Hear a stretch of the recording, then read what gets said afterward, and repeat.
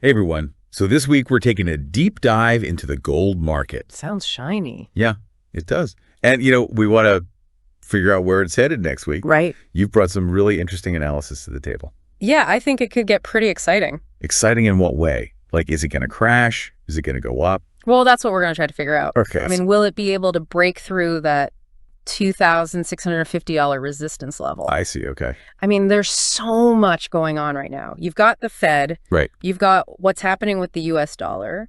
And you've even got, like, global stuff happening, like the Bank of Japan, what they're doing over there. Okay. So it really is a global market that we're talking about. Oh, absolutely. Yeah, this week is all about, like, how interconnected everything is. And, I mean, the Fed, sure, but then all the global economic data that's coming out and even geopolitical events, all of that is going to play a role in where gold heads next. That is super interesting. So just to remind our listeners, why is gold considered a safe haven asset, especially when things are a bit shaky in the world? Right. Well, it's funny because when investors start to get nervous about the economy, they tend to flock towards assets that they feel like will hold their value. Right. Gold has this really long-standing reputation for stability. I mean, It's a physical asset. It's got inherent value. It's been a store of wealth for centuries. Right. And, the thing is, it's not actually tied to any particular currency or government, which is, I think, why it appeals to people during, political or economic turmoil. That makes a lot of sense. Yeah. But there are so many factors, I feel like, influencing the price of gold. Right. One of the biggest ones that I keep hearing people buzzing about is the Fed and their potential rate cuts. Right. I mean, it seems like they've been hinting at this dovish stance. Can you break that down a little bit for people? What does that actually mean? Yeah. And how could that impact the price of gold? Yeah. So a dovish Fed basically means that they're leaning towards lowering interest rates. Okay. And that's meant to stimulate the economy. Okay. And this is where it gets interesting for gold. Okay. Because, when you have lower interest rates, it can actually make holding on to gold more attractive. I see. Because it reduces what we call opportunity cost. So basically, you're not really missing out on as much potential return from those interest-bearing assets because those rates are low. I see. So investors might kind of shift some of their holdings towards gold, which of course would drive up the price. Interesting. Okay, so if this analysis that you've brought is actually correct, right, and the Fed continues to cut rates, yeah, like you said, all the way through 2025, could we be looking at a multi-year bull market for gold? I mean, it's certainly a possibility, but the market is always, it likes to surprise us. Hey, that's true. But one thing to think about is that a dovish Fed often kind of goes hand in hand with a weaker US dollar. Okay, so how does a weaker dollar impact gold? Does it hurt it? No, actually, it's the opposite. So when you have a weaker dollar, it makes gold cheaper for international buyers. Oh. And so that would increase demand and then potentially, boost its price. So you can kind of think of it like a sale on gold for anybody who's holding a currency that's strengthening against the dollar. Oh, that's interesting. Yeah, it's like this global gold rush kind of thing. So we've got the Fed potentially cutting rates. We've got a weaker dollar, potentially, which could make gold more attractive. I mean, things are looking pretty bullish, right? Yeah. But we can't forget about, the elephant in the room, the geopolitical concerns that are happening all over the world. Right. I mean, how do those factor into gold being a safe haven? Well, remember what we were talking about earlier about gold being a store of value, during uncertain times? Right. Well, geopolitical events can definitely amplify that sense of uncertainty, right? Whether we're talking about conflicts, political instability, even natural disasters. Right. I mean, investors just inherently seek stability amidst chaos. Yeah. And, gold has historically provided that sense of security. It's like that trusty umbrella you always keep, in the back of your closet for a stormy day. I love that analogy. It makes you feel secure. Yeah, it does. Yeah. So, with all of the current geopolitical hotspots that we're seeing around the world, whether it's the Middle East or concerns about Europe, it seems like that safe haven demand for gold really isn't going away anytime soon. Right. Yeah. And while those events are all really important, we can't ignore the week-to-week economic data releases because those numbers can actually offer clues about, the health of the economy, which influences the Fed, the dollar, and ultimately gold. Okay, so let's get into the weeds a little bit.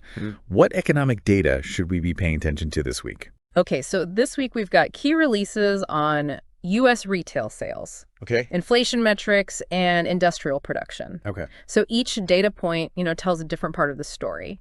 And it's our job to try and, interpret what those stories actually mean for gold. Okay. So, for example, let's say we see weak retail sales. That could indicate a slowing economy, right? Mm-hmm. And if that's the case, then those Fed rate cuts are even more likely. Okay.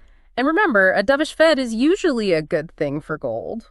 So weaker data would be a good thing for gold. That seems a little bit counterintuitive. Yeah, it can be. But remember, gold tends to move opposite of the health of the economy. Right. So when things are good, investors are more likely to put their money into, riskier assets like stocks.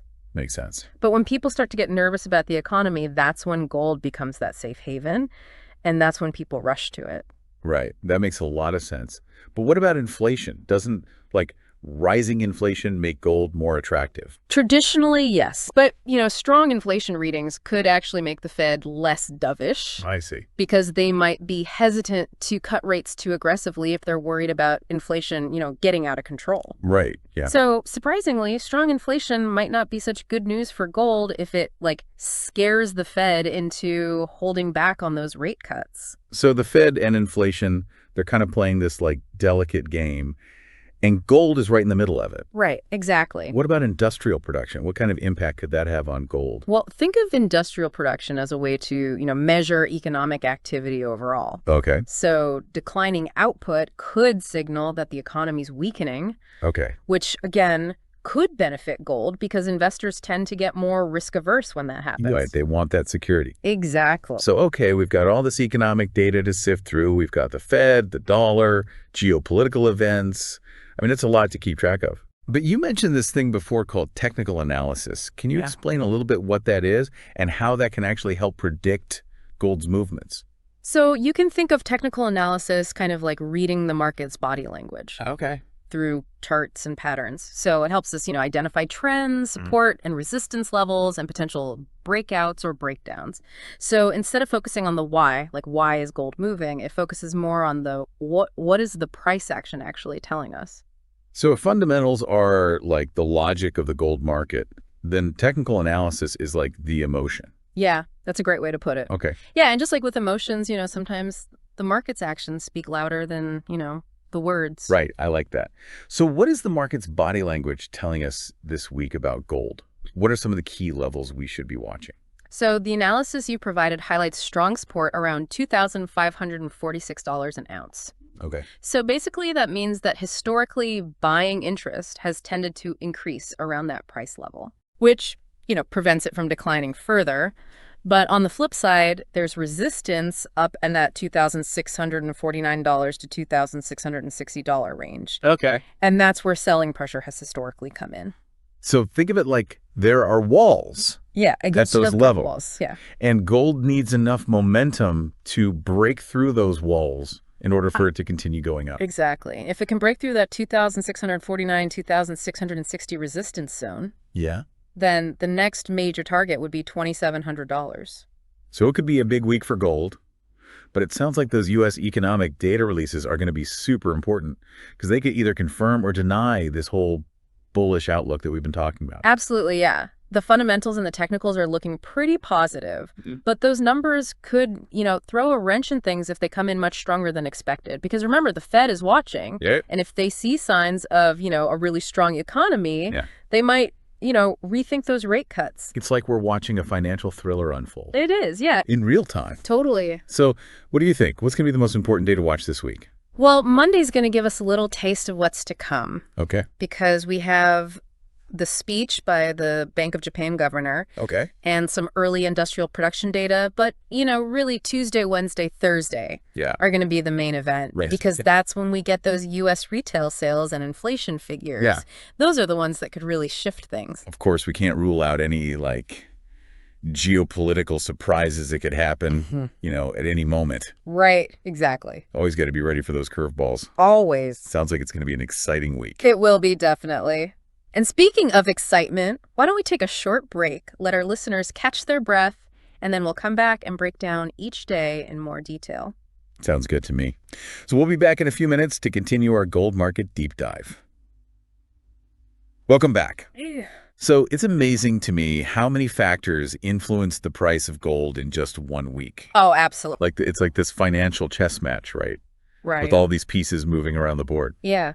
But remember, this isn't just a short-term game. Right. Gold's story goes back centuries. Okay. I mean, it's woven into the very fabric of, human history and economies. Okay, history buff. Give us a little gold backstory here. All right, so for millennia, gold has served as like a symbol of wealth, right? And a medium of exchange. If you think about like ancient civilizations like, the Egyptians, the Romans, right, gold was central to their economies yeah, and even their like cultural identity. Interesting. Yeah, I mean, its inherent value, its beauty, its scarcity, all these qualities, have made it this prized possession for centuries. So gold has some serious street cred, but how did it go from like ancient treasures to this modern day investment that we think of it as today? Well, in the early 20th century, a lot of nations adopted what's called the gold standard. Yeah. And that directly linked their currencies to the price of gold. So this brought like a lot of stability to the global financial system, but it also put limitations on, governments' ability to control their monetary policies. Got it. So stability, but restrictions. What happened next? Well, as you can imagine, governments wanted more flexibility. Wow. So in the 1970s, the gold standard was abandoned. Okay. And fiat currencies, those are the currencies that are backed by like government decree rather than a commodity, like gold became the norm. So gold was dethroned, basically. In a sense, yeah. But it didn't just like fade away, right? No, not at all. I mean, gold's role just kind of evolved. Okay. So once it was freed from like being tied to currencies, it became this like freely traded asset. Okay. And it's, subject to the forces of supply and demand. And with its history and its inherent value, it very quickly became like the safe haven investment. Right. Especially, during times of economic or political turmoil. Which, brings us to today. Exactly. We're living in a world with tons of uncertainty. Right. So it seems like gold's role as this safe haven is more important now than ever. Yeah, I think so. I mean, that inherent value, its long history as the store of wealth and its ability to hold its ground during times of turbulence, all of that makes it a good choice for investors who are just trying to preserve their capital. And we can't forget about how versatile it is. Oh, right. I mean, gold isn't just about finance anymore. Yeah. It's in technology, it's in medicine, jewelry. Exactly. I mean, its unique properties. Yeah. Conductivity, its resistance to corrosion Yeah. makes it so valuable across a huge range of industries. Okay. So gold has this really fascinating past. It has a very multifaceted present. What about the future? Like, what trends do you see come down the pipeline that could have a big impact on gold? Well, that's the million-dollar question, isn't it? Yeah. But while, we can't predict the future with certainty, Of course. there are some key trends that are emerging that I think could really shape gold's trajectory in the coming years. And one of the most interesting developments is the rise of digital currencies like Bitcoin. Oh, yeah, crypto. Some people call it digital gold, but can it really replace, the real thing Yeah. as a safe haven? That is the debate, right? I mean, crypto definitely has its advantages. I mean, it's decentralized. It's got this huge potential for growth, arguably. Yeah. But gold has stood the test of time. Right. And, a lot of investors find that its physicality is reassuring. So I think, we're seeing this battle of the ages play out. It's the old guard versus the new disruptor. An epic showdown. What else should we be keeping an eye on when we think about the future of gold? I think another really important factor is the shifting balance of global economic power. Right. So as emerging economies like China and India continue to grow, their demand for gold is probably going to increase, right? Right. And that could have this huge impact on global supply and demand, which of course will drive price trends. So it's not just about, the U.S. or Europe anymore. It's like the East is rising. Yeah, exactly. And that could have a major impact on gold. Anything else? Yeah, there's also this growing focus on sustainability. Right. And, gold mining can have a pretty big impact on the environment.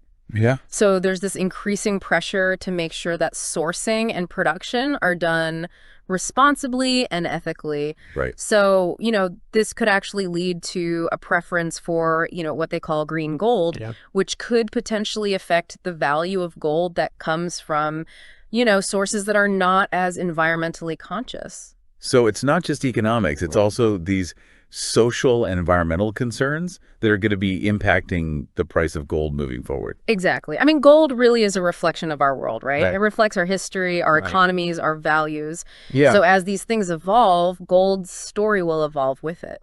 That's really well said.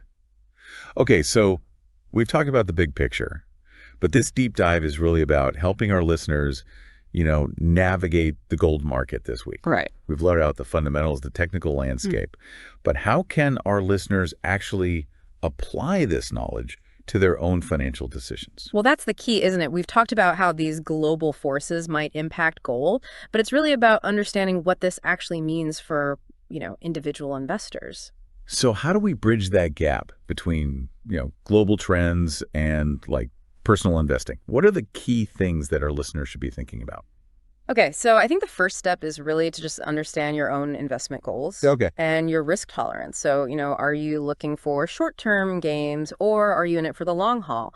Are you comfortable with volatility or do you want something more stable? Right. Gold can be pretty volatile, so it's not for everyone. It's like choosing, what kind of adventure you want to go on. Some people love roller coasters. Other people prefer a nice scenic train ride. Right, exactly. Gold's definitely more of a roller coaster. Yeah, it is. So, it's important to figure out if that potential for big swings actually aligns with your investment strategy and, your risk appetite. Because if you're someone who panics at the first sign of, a market dip, gold might not be the best choice. Okay, so let's say our listeners thought about it and they've decided, okay, I think gold has a place in my portfolio. What are some practical ways that they can actually invest in gold? Well, one classic approach is just buying physical gold. Okay. So that could be coins, bars, maybe even that gold chain you've always wanted. I mean, this gives you tangible ownership. Yeah. But, you have to consider things like storage and security. Right. Not everybody has a vault in their basement. Like in those old Western movies where they're hiding bags of gold under the floorboards. Right, exactly. Yeah, so security is definitely something to think about if you're going to go that route. For a lot of investors, a more convenient option is a gold ETF, which is an exchange-traded fund. Okay, yeah. ETFs are super popular for a reason. I mean, they're really easy to buy and sell, just like stocks. Right. But you're not, physically holding the gold. Right, exactly. So with an ETF, you're basically buying shares of a fund that tracks the price of gold. Okay. So it's a little bit more hands-off, but you still get that exposure to gold's price movements. Now, we've also talked a little bit about gold mining stocks. Right. Which seems like, a slightly riskier, maybe even a little bit more adventurous way to invest in gold. Yeah, it definitely can be. So, investing in gold mining companies gives you something called leveraged exposure to gold prices. Okay. So that means that, if gold goes up by 10%, the mining company's stock might jump by 20% or even more. I see. But of course, the reverse is also true. So higher potential rewards, but also higher risk. Exactly. And it's important to remember, too, that mining companies are subject to all sorts of other factors. Right. That go beyond just the price of gold, right? So things like operational efficiency, management decisions, and the overall health of the industry. Yeah. So there's a lot more to consider. Right. There's that added layer of risk. So we've got physical gold, we've got ETFs, we've got mining stocks. I mean, that's a lot of options. What's the best way for a listener to choose, which one's right for them? Yeah, it really comes down to, what are your goals? What's your risk tolerance? How much time and effort are you willing to put in? I mean, there's no right or wrong answer. Yeah. It's just about what's right for you. Right. Know yourself as an investor. Exactly. Do your research. Yes. And then make the decision that works best for your overall financial plan. Absolutely. And remember, this isn't just a set it and forget it kind of thing. Right. The market changes all the time. Constantly. Yeah. So, how can investors kind of stay ahead of the curve and make those informed decisions about, their gold investments? Yeah. What's the secret? Well, it really comes back to those key factors that we've been discussing. What is the Fed doing? What's happening with the dollar? What are those geopolitical events? Yeah. And, what are the global economic trends? Those are the things that shape gold's story. So it's like you're a financial detective, basically. Exactly. Always searching for clues. Yeah, always. To solve the mystery of where gold is headed next. Exactly. But, investing in gold isn't just about following the trends, right? It's also about, understanding its deeper significance. Yeah. It's a window into history, into economics, even human psychology. Well said. Okay, so maybe we should pause here for a second, let our listeners kind of absorb everything that we've covered. Yeah, good idea. This has been a deep dive. It has. Every sense of the word. Absolutely. So we'll be back in a few minutes to wrap things up. Welcome back to our gold market deep dive. We've gone through, so much. We have. Gold's history, what's happening right now, even, tried to peek into the future a little bit. Yeah, it's been quite a journey. But let's bring it back down to earth for a second. Okay. What does all of this actually mean for the average investor? Right. I mean, we've thrown a lot of information at you about this market, the Fed, digital currencies, everything. But how can you actually use all this to make, smart decisions about your investments? Yeah, that's the million-dollar question, right? Yeah. Global trends, economic numbers, technical signals. It's a lot to digest. And it is. So how do you actually put it all into action? Well, I think, before you even do anything, you got to start with yourself. Okay. What are your goals? How much risk are you actually comfortable with? Because gold, it can be volatile. Yeah. It's not for everybody. It's like that saying, right? It's not a one-size-fits-all kind of investment. Exactly, yeah. It's Yeah. are you the kind of person who loves a roller coaster, or do you prefer, a scenic train ride? Yeah, I'm definitely more of a scenic train ride kind of person. Yeah, me too, probably. But gold is definitely a roller coaster. For sure. So you got to know if you're, if you're up for that kind of ride. Yeah. If you're going to panic when things get bumpy, gold might not be for you. Okay. But let's say you've thought about it, weighed all the risks, and you've decided, okay, I want some gold in my portfolio. What are the actual, practical ways to invest in gold? Okay, well, there's the classic route, right? You can buy physical gold. Okay. Like coins, bars, whatever you want. You actually own it, right? Yeah. Which can be appealing. Yeah, tangible. Yeah, but you have to think about things like storage, security. Yeah. Where are you going to keep this stuff? Right. Like I'm imagining, those old Westerns Right. hiding bags of gold under the floorboards. Right. Exactly. Not exactly practical. Not really, no. So, security is something to consider. And that's why a lot of people go for a gold ETF instead. Right. Those exchange-traded funds. Yep. Super easy to buy and sell, just like regular stocks. Yeah, but of course you're not holding the physical gold itself. Right. You're buying shares of a fund that just tracks the price. Exactly. So it's more hands-off. But you still get exposure to those price movements. Yeah, we talked about mining stocks too, which those can be a bit more, how do we say, a little riskier? Yeah, I think risky is a good word for it because they offer something called leverage. So if gold goes up, those stocks can go up even more. But of course, the opposite is true too. So bigger potential gains, but also bigger potential losses. Exactly. And remember, mining companies, they're dealing with a whole other set of factors on top of just the gold price. Right, like their operations, their management. Exactly. So yeah, there's an extra layer of risk there. Okay, so we've got physical gold, we've got ETFs, mining stocks. How do you pick which one's right for you? It always comes back to the same thing. Your goals, your risk tolerance, how much time you want to spend on it. Yeah. There's no one right answer. Right. Know yourself and do your research. Absolutely. And even when you've made your choice, you got to keep learning, right? The market doesn't stand still. It never does. So how do you keep up with it? I mean, it's what we've been talking about this whole time. You got to keep your eye on the Fed, the dollar, what's happening globally, those economic trends. So it's like being a student of the market, always learning. Yeah, I think that's a great way to put it. And, at the end of the day, gold is more than just an investment. Right. It tells a story about us, about history, Yeah. about human behavior.